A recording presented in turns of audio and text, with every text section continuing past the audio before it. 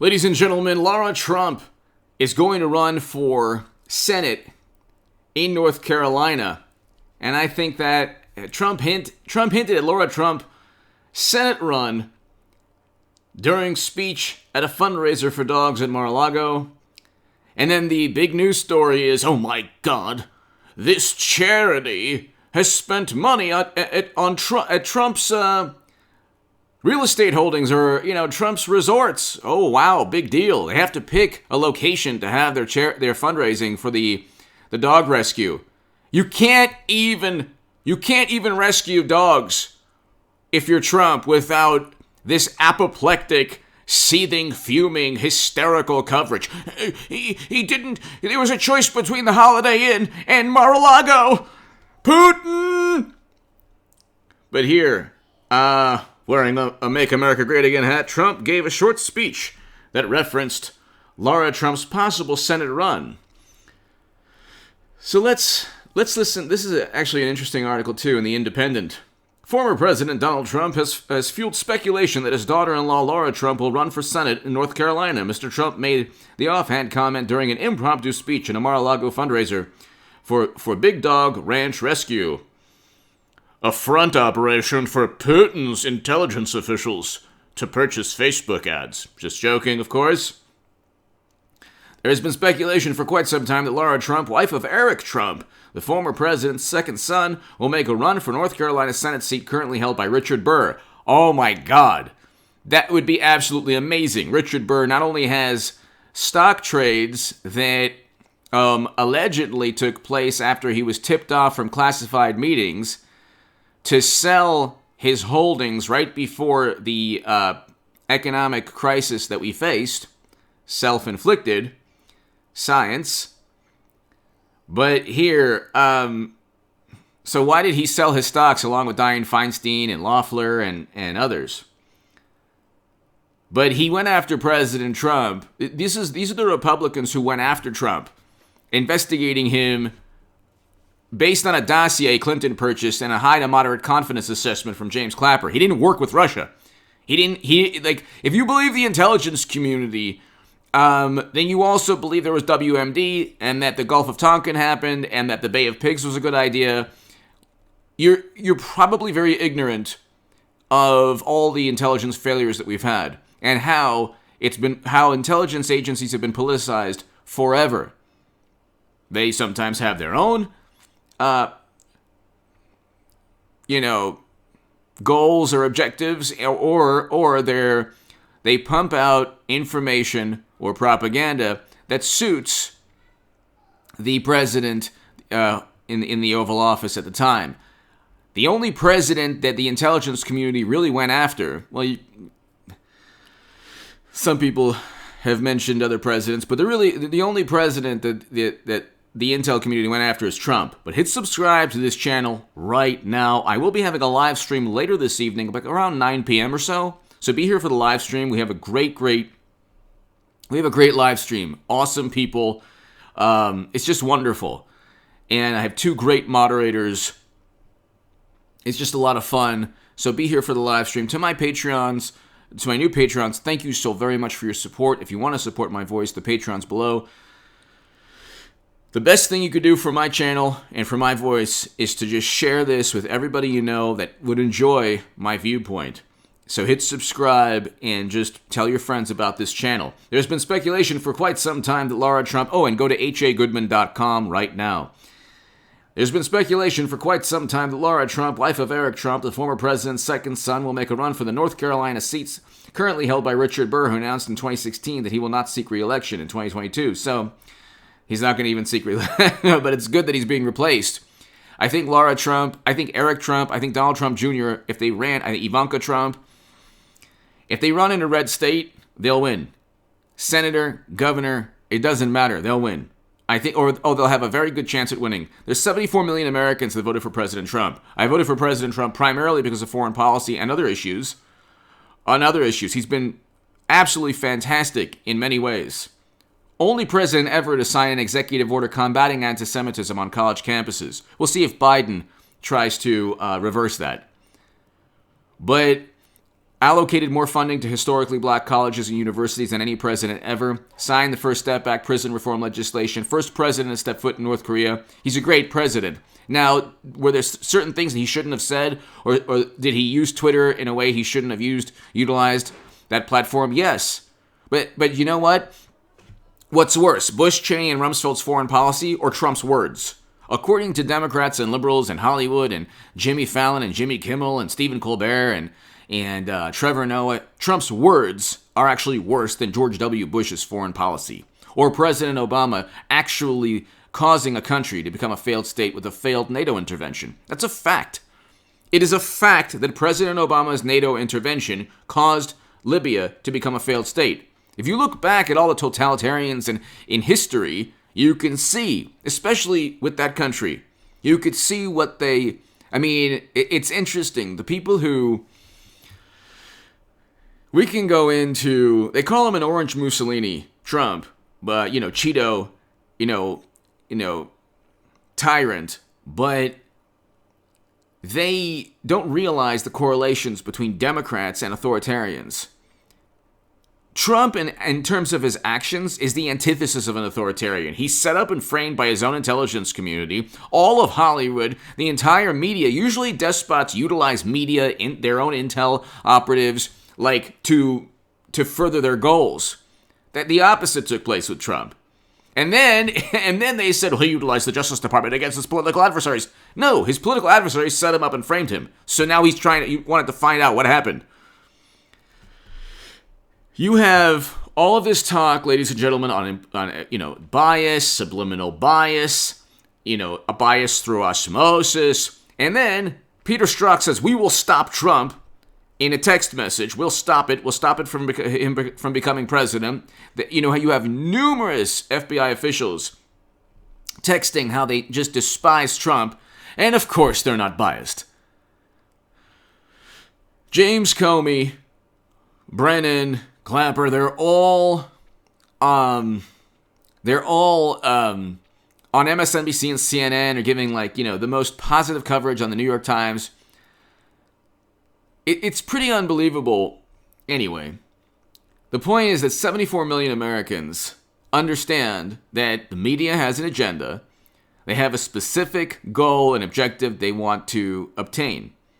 They don't just report. Media doesn't just report and let the viewer decide. Media reports on topics and does not report on topics depending on whether it'll hurt Trump or help Biden. Okay, there's no outrage now at what's taking place at the southern border. There's no outrage. There's a reason for this. It's because a great many morally superior, apoplectic, wonderful liberals are hypocrites. A great many of them are absolute hypocrites and disingenuous and dishonest, and a great many are just they don't really care about... How many people do you know suddenly cared about politics with Trump? That's because of the 24/7 media coverage. If they looked at Trump's accomplishments, he had missteps. Family separation was horrendous. He ended that in 2018. That was wrong. He ended that. But now you have the same types of things taking place. And then what liberal pundits who are left-leaning, but they split hairs. They say, well, it's not the same. Well, yeah, there's a lot of things that are similar. There's no outrage now? The plight of these people, there's no outrage? Oh, everything's okay. Everything's fine now because it's Biden. Same things are taking place. There's articles talking about the same things. Biden, he didn't lie about the stimulus check. If it was Trump lied again. They say it's this big victory. Democrats have tanked their economies. Okay? Absolutely tanked their economies. And then when you look at I'm not going to get into it, but you look at one country, forget it. Sweden has done better in aggregate numbers. And then instead of simply addressing the issue, they say, oh, well, from weeks, 45 to 56 or something. No, in aggregate numbers, they did better than the UK, better than France. And And we've done better than the UK and France and Italy. And God bless the people of Italy and France and the UK. But Sweden did much better than they did, without the draconian and heavy-handed responses. This is a fact. You can look at the numbers. It is a fact. Okay? The red states that didn't have the heavy-handed draconian responses have a better economy and did better in terms of, in aggregate numbers, in terms of per capita rates, and also in terms of aggregate lives lost. But they don't look. Nobody looks at the aggregate numbers. Nobody looks at aggregate numbers. 1 out of every 5 Americans who lost their lives live within New York or California. 2 states account for 20% of all the lives lost. 7 states, all Democrat, account for 40% of the lives lost. How is this not? If you want to make it a blue-red state issue, it's a blue state issue if you want to make it that way. Look at the numbers. The New York Times. I am quoting and citing the New York Times. If you want to go to the Bureau of Labor Statistics, go to the Bureau of Labor Statistics. The top 13 highest unemployment rates are in Democratic-run states. The lowest unemployment rates are in red states. And like I said, the correlation between the greatest number of lives lost, that's blue states. Democratic-run states. So Democratic-run states with Democratic governors, and we see Newsom, especially Andrew Cuomo. Phil Murphy is going to be investigated after Andrew Cuomo because he did horrendous things too. Wolf and Newsom and Whitmer in Michigan. She also has, all these people have elderly home scandals where they forced infected people into elderly facilities. The whole point of tanking the economy was, well, you could bring about grandma's demise. Cuomo literally put infected people among grandparents and elderly Americans. So did Whitmer. So did Newsom. So did Wolf. So did Murphy. Where is the outrage?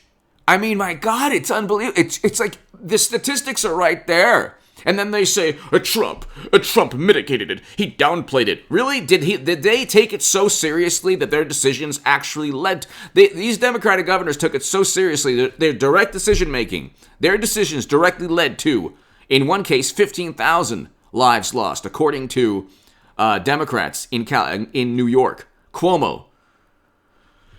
But he wrote a book.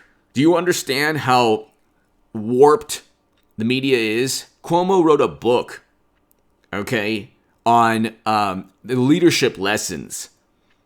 And then, of course, media distances themselves. Democrats distance themselves. And they're only going after him primarily because of the allegations, not because of his horrendous decision-making that directly led to 15,000 lives being lost. There's nothing Trump ever did that directly impacted a loss of life.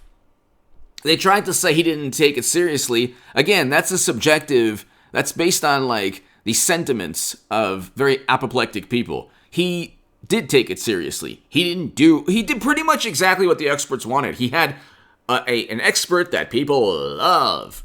Did exactly what the man wanted. We tanked our entire economy. What more? So, again, this is just one example. In addition to 1 month in, Biden engages in the same type of foreign policy tactic that his predecessors engaged in, not Trump.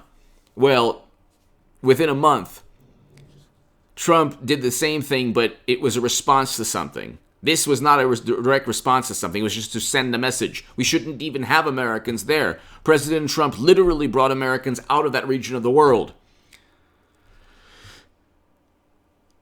It's unbelievable. That's the reason 74 million Americans voted for President Trump. I mean, these are the reasons, and you need more Trumps in government. Absolutely. Lara Trump being a senator would be fantastic. Then Mitch McConnell won't have to, straddle the fence. You need somebody to go up against the hypocrites who talk about empire and then just roll their eyes or shrug their shoulders when Biden engages in this Lincoln Project foreign policy, another disgraced political entity. Anyway, give me your thoughts below. You have a situation, ladies and gentlemen, where I think that if President Trump, shows up at more charities and events and it would behoove him to like do what he did. Then they're going after the charity. It's okay, by the way, to have an event at Trump's resorts. I think even like one of like a whole bunch of left-leaning pundits and actors, they lived in Trump Tower. It's unbelievable, the duplicity. They all watched The Apprentice. They all would have embraced his rear end if they met him 5 or 6 years ago. And also, you might think that this is like this new era. The orthodoxies and the moral panic and the all of these things that take place, all of the condemnation and judgment that take place today from people who shouldn't condemn and judge. Oh, by the way, where's the condemnation and judgment when AOC is refuted by Yad Vashem in Jerusalem? And I wrote an article in the Jerusalem Post on this, an op-ed. It's on Goodman.com. When she tries to compare a facility utilized by, guess who, President Biden now, to one of the most monstrous, barbaric, nightmarish, horrendous, atrocious, unspeakable horror. And we can't get into it. But I will be able to get into a lot of things very soon. I have a great project coming out, and you will love it. I'll tell you about it very soon. But anyway, read the op-ed in the Jerusalem Post and on hagoodman.com. AOC and Democrats they distort historical record because they have no ideas. That's why AOC and Bernie Sanders can't even vote on Medicare for all, because they're petrified of the grift. The biggest grift of all time is saying that one day we'll get Medicare for all. And it's like a noble endeavor. I don't think it's feasible, but if it's feasible, great. I'm not against it, like in terms of ideology. I'm voting for President Trump for a lot of reasons. He's a great president, primarily foreign policy. There are a lot of things on the left that it's fine with me. That really wasn't what Bernie Sanders was about in 2016, by the way. That was one of many things he was about. Now it became only what he's about, and he still doesn't represent for it. God, when will the left realize that they're getting used and they're just tools of Democrats? Joe Biden is president. He wrote the crime bill. So don't talk about how Trump's racist. He didn't do any. He actually signed prison reform legislation. So his words might be crude and offensive and, maybe lack wisdom, but his actions are very wise and, his accomplishments have been great. Anyway, give me your thoughts below. That's another reason why Lara Trump would win the Senate seat. Give me your thoughts. Thank you so very much. I'll be back, of course, later tonight for the live